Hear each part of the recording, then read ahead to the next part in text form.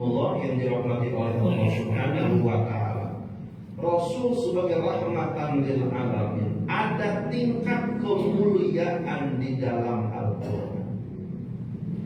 Bila mana manusia meletakkan kemuliaan pada harta, pada jabatan, paras cantik rupawan, pada kedudukan, semuanya keliru.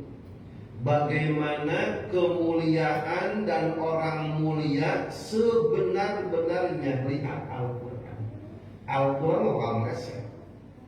Dari mulai kecil kita baca Al-Quran dan diajarkan ketika selesai baca Al-Quran, Al-Quran ditutup langsung baca Shadaqallahul, maha benar Allah dalam segala firman-Nya. Kan begitu. Zalikal kitabul la raiba fi. Tidak ada keraguan apa yang diletakkan oleh Quran bakal meleset. Beda sama Google Map. Google Map belok kiri, belok kiri jurang. Google Map kan menyebut buatan manusia. Allah yang meletakkan kebenaran di Al-Quran bakal meleset.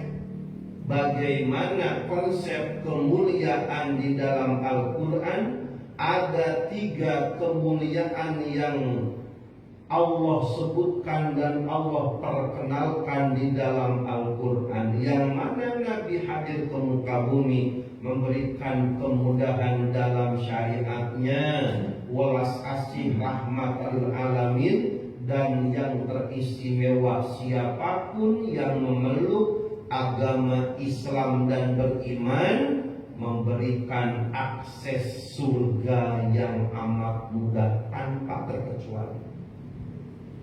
Mau yang lahirnya belakangan sama, mau yang lahirnya era 90 podo bae, lahirnya ketika penjajahan sama bae, akses ke surganya sama. Maka apa dan bagaimana Al-Quran mengenalkan kemuliaan, inilah yang diajarkan dan dikenalkan oleh Nabi, bahwa Islam dan dakwah Nabi anti superior rasis. Yang pertama, orang mulia terhormat di dalam Al-Quran dibahasakan dengan lafaz karom. Apa Pak? Yang pertama, level pertama, orang yang mulia terhormat, Al-Quran menyebutnya dengan bahasa karom. Dalam surah Al-Isra ayat 70, walaqad karramna bani Adam wa hamalnahum fil barri wal bahri. 1. Manusia yang mulia terhormat menurut Al-Quran dan pasti benarnya adalah sesungguhnya kami telah muliakan anak cucu keturunan Adam tanpa terkecuali. Semua manusia mulia, oleh karena mulia tidak boleh ngejek, saling hina, saling bully, saling ngecek, saling ngeledek, kagak boleh. Kenapa? Semuanya sama. Mana buktinya? Wala tatanabazu bil alqab. Janganlah saling mengolok-olok, mengejek-ngejek. Hey, black, umpamanya begitu. Karena ada orang kulitnya kurang rada putih disebutnya black. Ada orang umpamanya kurang tinggi disebutnya kemana kate? Disebut kate. Ayam kate pendek Pak. Ada orang kurang tinggi disebutnya kate, kagak boleh. Semuanya sama. Bentuk apapun manusia sama, mau kulitnya hitam, putih, sokotan sama, enggak boleh.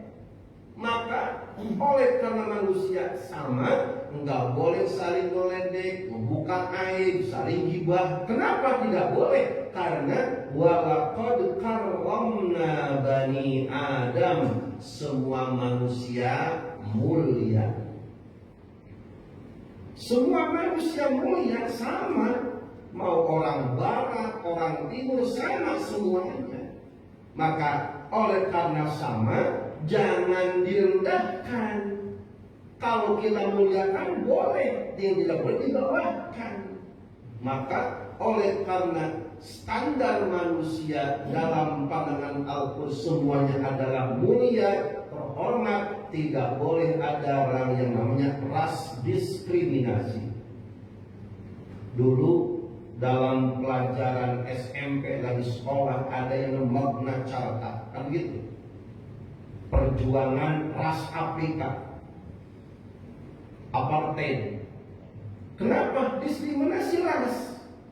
Ras hitam, ras putih, diskriminasi nggak ada, dihapuskan. Sebetulnya 14 abad yang dulu Nabi sudah mengajarkan tidak ada hitam, tidak ada putih, tidak ada pendatang, tidak ada pribumi, semuanya sama. Walaqad karramna bani Adam. Oleh karena sama, gak usah nepuk dada, karena semuanya sama. Gak usah nunjuk, yuk pendatang, ai pribumi, hilang ketinggalan zaman.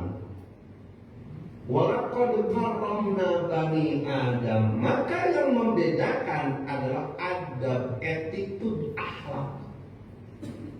Yang pertama, semua manusia sama. Inilah landasan dakwah Nabi, nggak dipilih-pilih. Yang kaya didakwahin, masyarakat budak didakwahin. Kenapa? Dakwah Nabi anti superioritas nggak ada.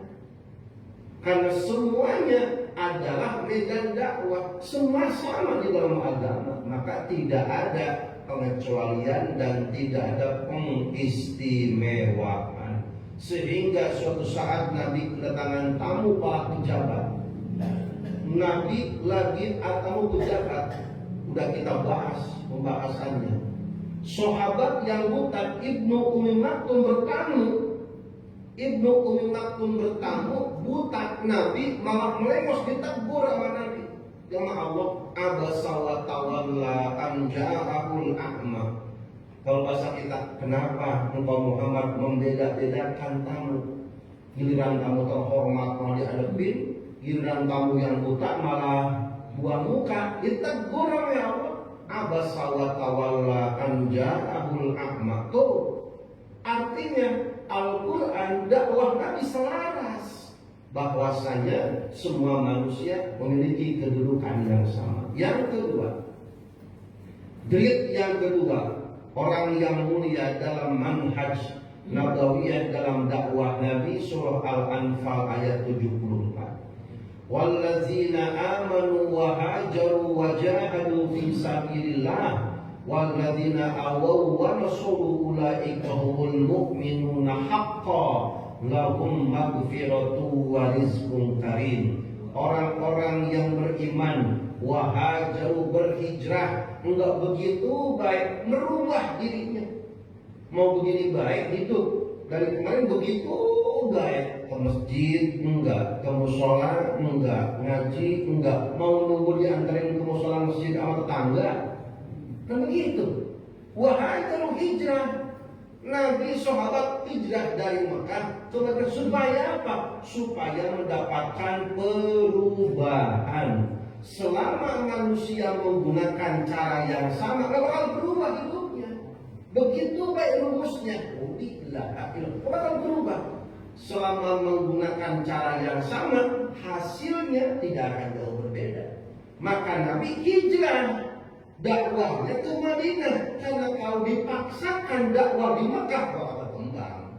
Yang ada sahabat habis dibantai, bahaya. Maka Nabi berubah polanya, pindah hijrah ke Madinah. Oh, berubah.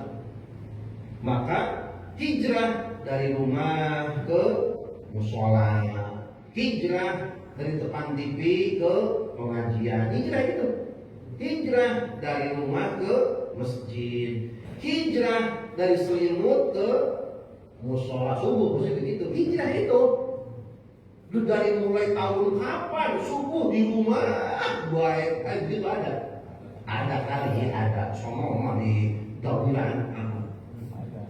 Orang beriman tapi gak berhijrah, gak berubah, la haula wala quwata, tinggal nunggu baik bom atom nih Hiroshima Nagasaki.